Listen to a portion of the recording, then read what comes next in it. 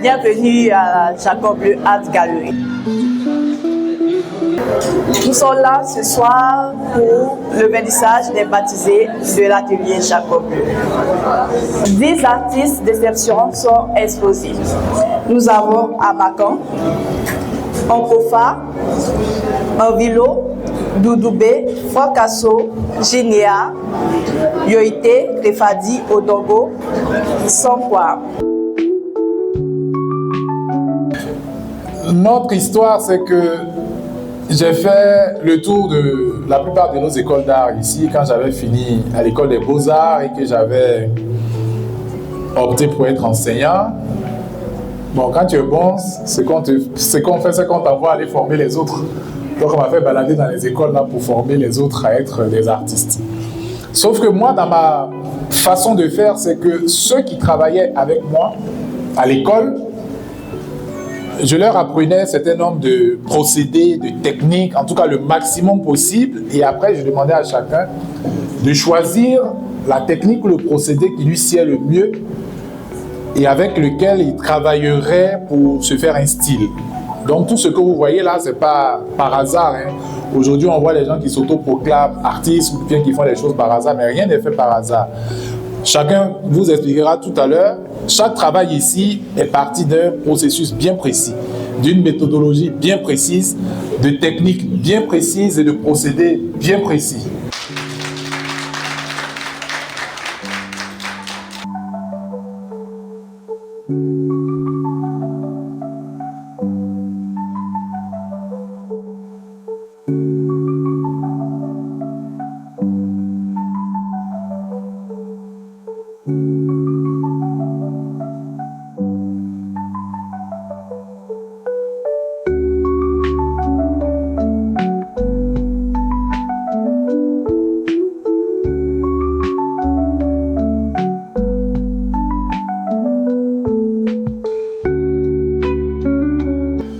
Les baptisés de Jacob Bleu, c'est un titre que j'ai donné à l'exposition qui part du fait que la plupart des jeunes que j'ai formés dans mes ateliers, dans les écoles d'art, avant de les libérer, je leur donnais un nom de baptême, pour leur dire que désormais ils sont artistes et qu'ils peuvent évoluer, non pas avec leur nom à l'état civil, mais avec un nom d'artiste, pour qu'ils se considèrent désormais comme véritablement des artistes et qu'ils puissent évoluer en tant qu'artistes. Donc c'est un peu ça, c'est pour ça que l'exposition aujourd'hui, c'est vrai que c'est plus d'une cinquantaine d'artistes, mais on ne peut pas tout exposer. Donc j'ai choisi une dizaine pour démarrer que je présente dans cette exposition. Mais la relève est assurée quand on regarde ce que nous voyons ce soir à travers cette exposition. Les œuvres différentes, les œuvres colorées, les œuvres bien réalisées, avec des talents confirmés.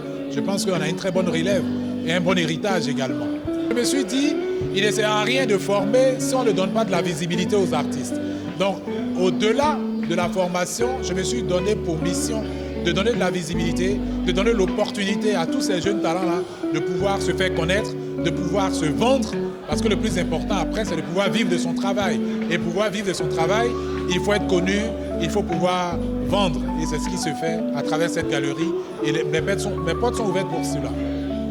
Je suis Ndri Kwame Richard, le directeur de l'école des Beaux-Arts, reconnue aujourd'hui École supérieure d'art plastique, d'architecture et de design, en abrégé ESAPAT à l'INSAC. C'est un sentiment de joie et de fierté de savoir que les jeunes gens que nous avons formés arrivent à s'exprimer et à commencer à rentrer dans le domaine professionnel, dans le milieu professionnel.